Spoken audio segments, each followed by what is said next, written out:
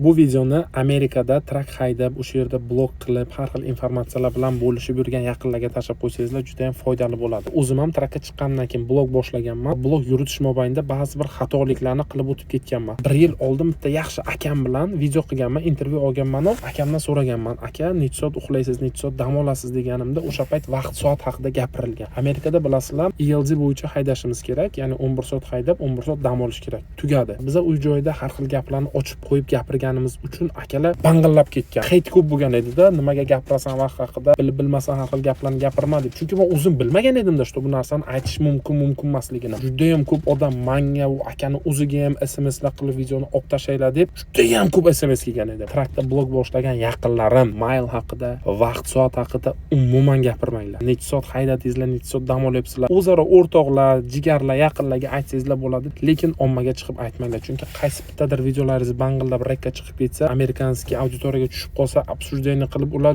shuni chiqarib olsalar, akalar o'zlaringizdan tashqari o'sha ishlayotgan kompaniyaga ham zarar kelishi mumkin. Kelib tekshirib ozgina chiqolasa, har xil hidlar chiqib ketadi-da. Shuning uchun akalar umuman iloji bo'lsa, umuman vaqt soat haqida gapirmanglar yaqinlarim. Yo'llarda ehtiyot bo'linglar.